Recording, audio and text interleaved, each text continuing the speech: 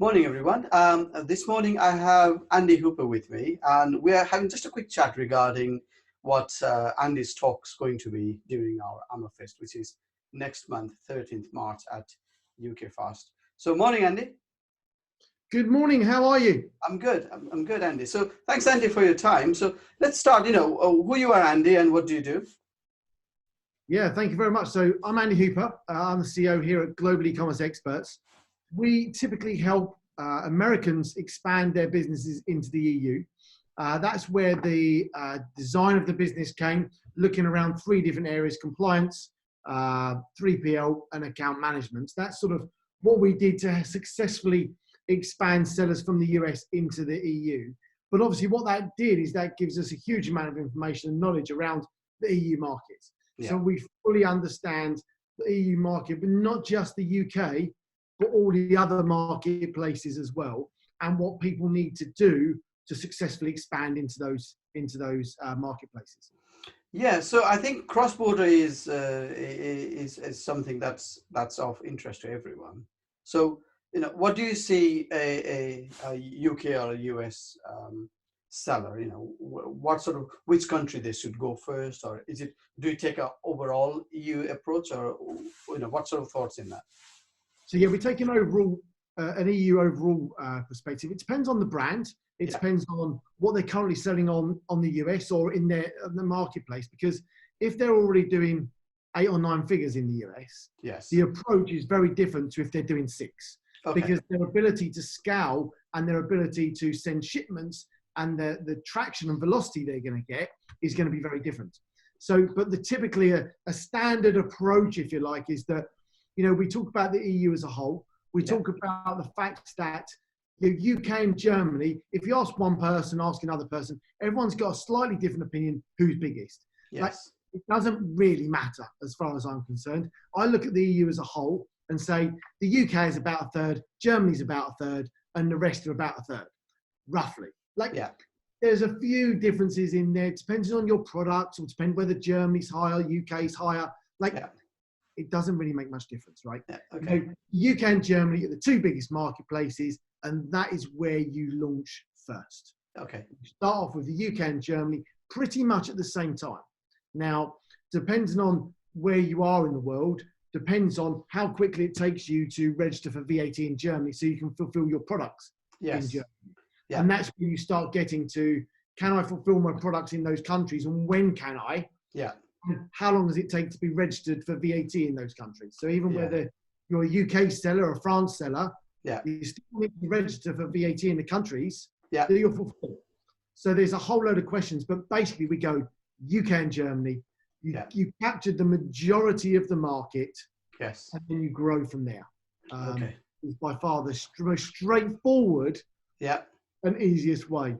Yeah, and then you rightly said easiest way. But if you talk about a different categories of the product, I believe there is restrictions on certain categories. You have to go through the legal. So what's your take on that?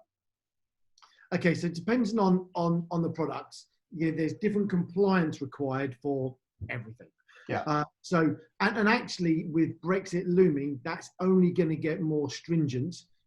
Importing goods, one thing that we've seen very recently is that pretty much every product needs a UK address on it or an EU-based address on it.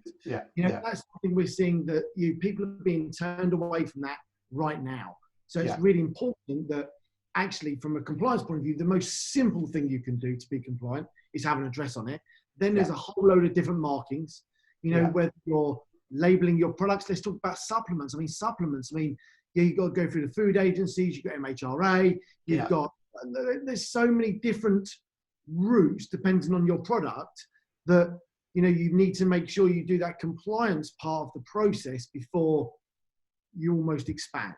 It's difficult to say, well, if you do this, it's this, if you do this, it's this, because there's thousands of options. I think you need to do your due diligence and compliance before you actually go to expand.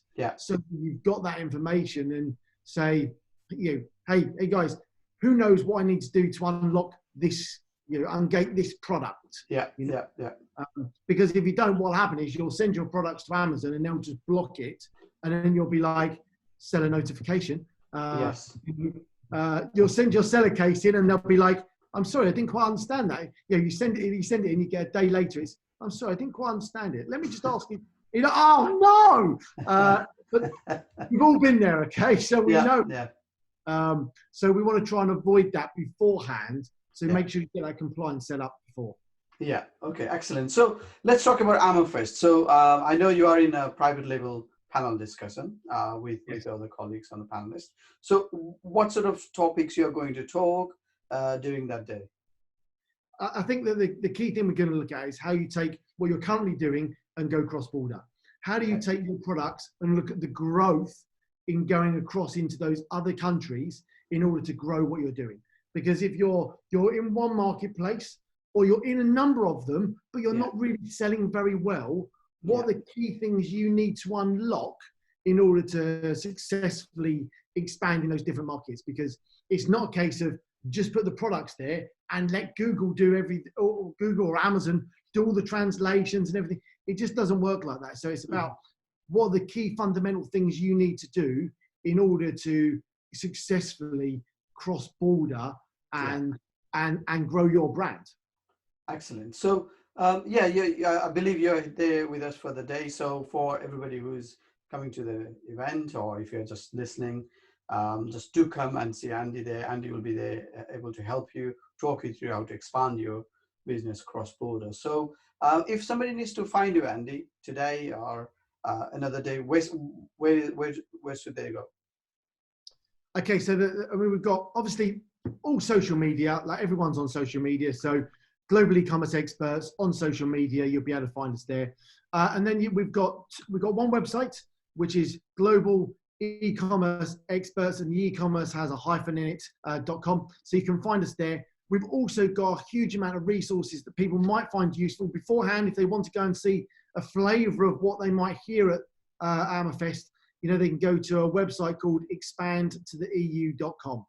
Expandtotheeu.com, a whole load of resources on there about how to expand. And whilst we talk about people that are outside the EU coming in, actually that's equally pliable if you're in the UK going into Germany, France, but also if you want the basic steps and principles to expand to America or India or wherever else you want to go.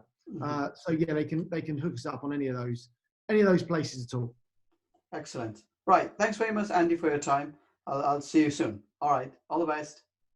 Thank you very much, and I look forward to seeing everyone at Amofest. Yeah. All the best. Bye-bye.